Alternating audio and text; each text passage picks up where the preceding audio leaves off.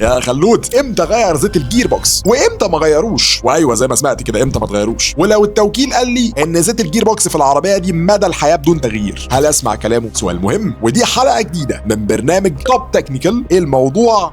خلود هيقول لك. الفيديو ده سبونسرد باي بروفيكار، زيوت المانيه موتورك يحبها. قبل ما نتكلم امتى زيت الجير بوكس يتغير، لازم افكرك ان كل انواع الجير بوكسز في العالم محتاجه زيت. مانيوال، اوتوماتيك عادي، اوتوماتيك سي في تي، دي سي تي اللي هو دول كلتش، سواء ويت او دراي، تبريد زيت او جاف. تقول لي يا خلود الغبط ده ايه الهبل ده؟ بيقول لك تبريد جاف، تقول لي بيتحط له زيت. انا عارف انها غريبه، بس برضه انا ما درستش 6 سنين هنا في المانيا عشان اتخرج مهندس ميكانيكا سيارات واجي اقول لك معلومه غلط. مش هغشك. التبريد الجاف اللي موجود في الدول كلتش ترانسميشن او الفتيس الثنائي كلاتشات هو تبريد للكلاتشات، الدبرياج بتاع الجير بوكس الاوتوماتيك، مش للجير بوكس نفسه. فسواء الجير بوكس دراي او ويت، تبريد جاف او تبريد زيت، احنا هنا بنتكلم فقط على عنصر الكلاتش، لكن بقيه التروس، صندوق التروس نفسه محطوط جوه دوره الزيت. وبالتالي كل انواع الجير بوكسز في العالم تقريبا لازم تغير لها زيت وفي ميعادها، والميعاد ده بيتراوح تقريبا من 60 ل 100 الف كيلو على حسب نوع الفريز. تقول لي يا خلود، طب انا لو جبت عربيه مستعمله ماشيه 150 الف كيلو، بس انا ما اعرفش الملك القديم كان مغير زيت الجير بوكس امتى ومغيره اصلا ولا لا. هل اغيره؟ للاسف لازم تعرف هل الجير بوكس ده كان متغير زيته قبل كده ولا لا. طبعا انت كمان تغير زيت الجير بوكس على 150 160، لان في الحاله دي احنا عايزين نحافظ عليه. لكن لو عمره ما اتغير ووصلت ل 150 160 الف كيلو، انصحك هنا، والكلام ده على مسؤوليتي الشخصيه، ما تغيروش. ازاي يا خلود؟ لانه ببساطه شديده جدا الزيت ده مهمته ان هو يقلل الاحتكاك ما بين التروس وبعضها، لكن والسنين بتمر والكيلوات بتزيد، التروس دي بينزل منها